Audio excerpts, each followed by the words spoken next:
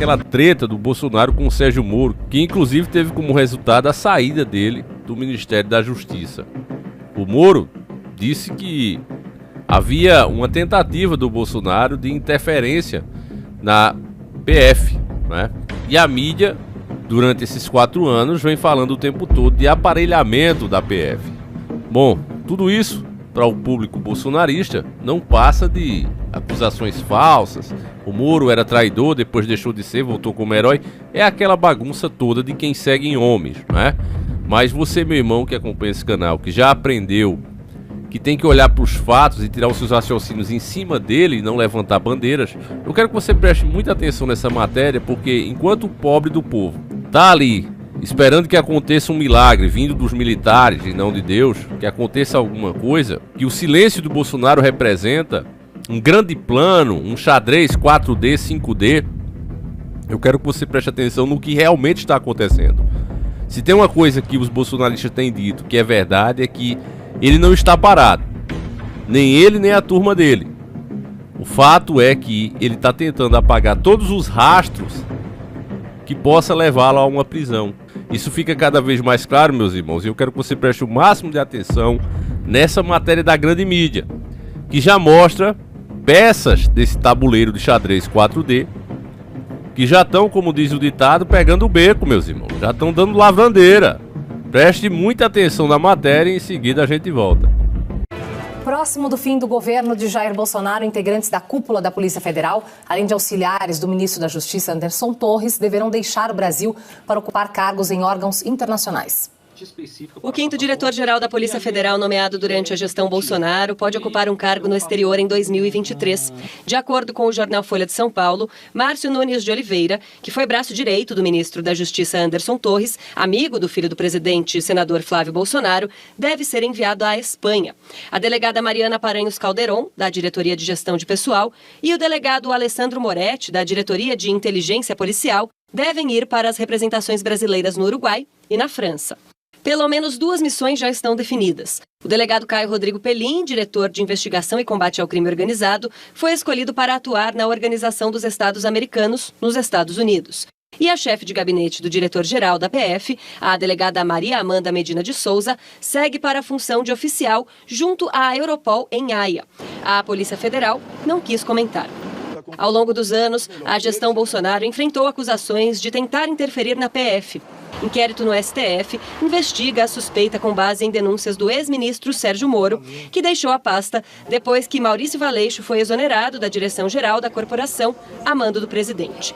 Já o delegado Alexandre Saraiva foi exonerado da Superintendência da Polícia Federal do Amazonas ao denunciar o então ministro do Meio Ambiente, Ricardo Salles, de tentar obstruir a operação que apreendeu a maior quantidade de madeira nativa da história do país.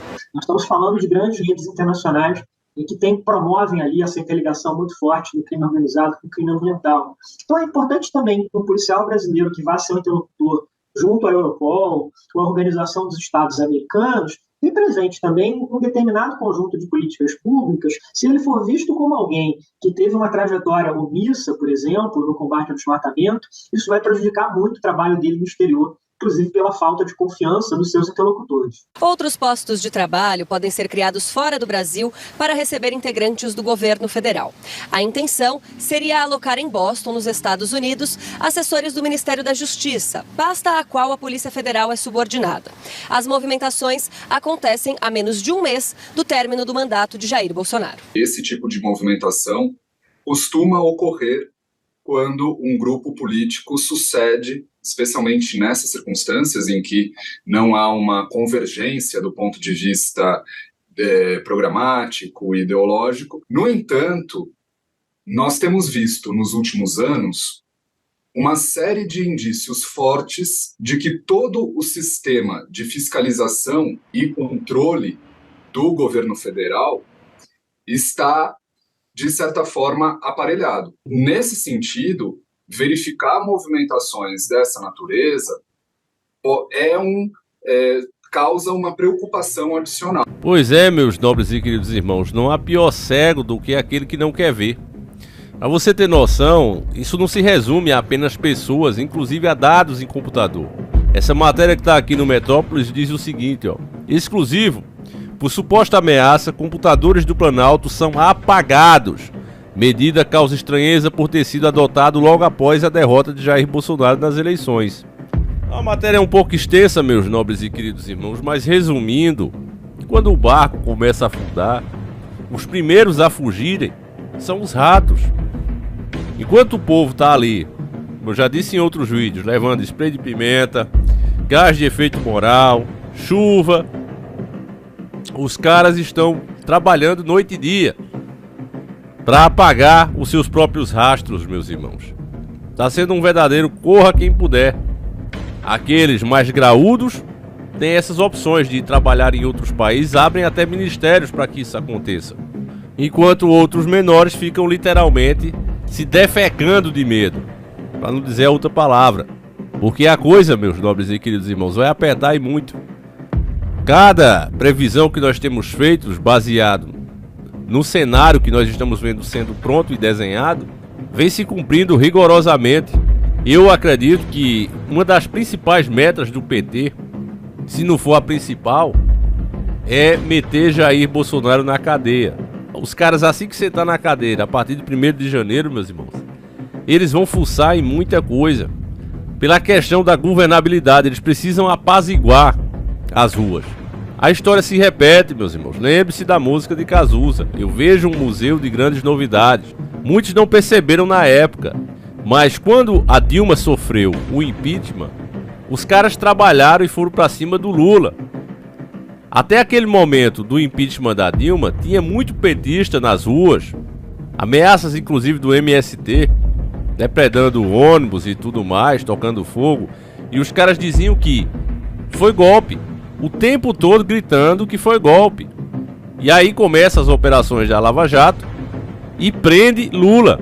O Lula precisava ser preso para acabar com esse sentimento de, olha, o cara era honesto, olha, mas se fosse o Lula, eu lembro de vários petistas dizendo isso.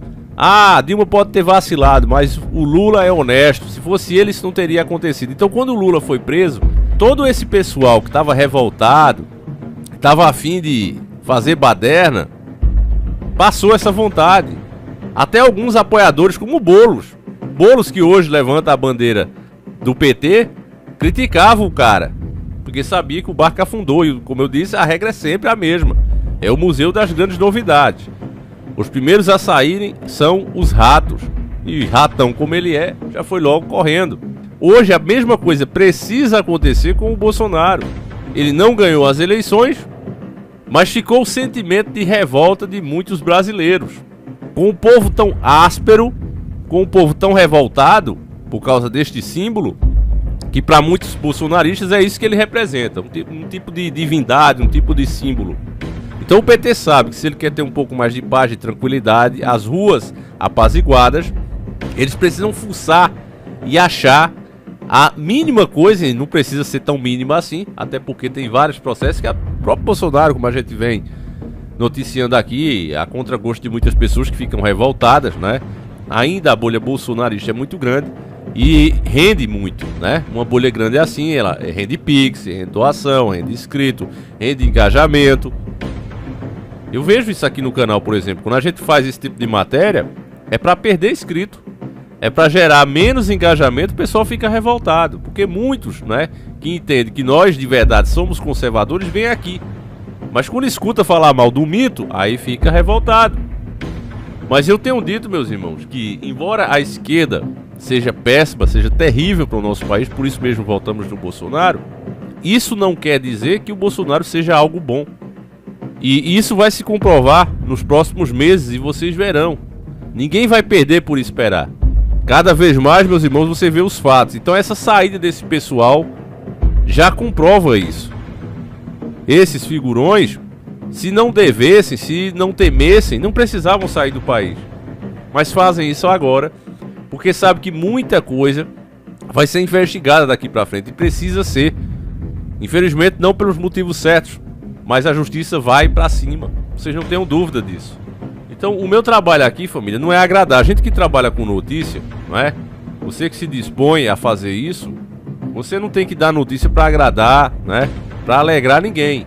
Porque não é você que faz a notícia A notícia ela é como ela é. Então toda essa espera desse pessoal, né, que tá ali iludido, gritando por Forças Armadas e etc, vocês vão ver no que vai dar, família. Em nada. Se virar apenas para o próprio Bolsonaro tentar barganhar alguma coisa, algum privilégio a mais. Mas o que de fato eles estão fazendo, o que eles estão trabalhando, esse silêncio todo, o significado disso é articulações para evitar uma prisão e uma pena maior. É só isso que tá rolando aí. E o povo, infelizmente, não entendeu e não percebeu isso ainda. Mas nada como um tempo, né, meus irmãos, para provar quem tá certo e quem tá errado. Então nós ficaremos de olho aqui nos últimos acontecimentos, nos acontecimentos do passado, e juntando as peças a gente vai apresentando para você a realidade. Então eu peço que você compartilhe esse vídeo, mostre para mais pessoas.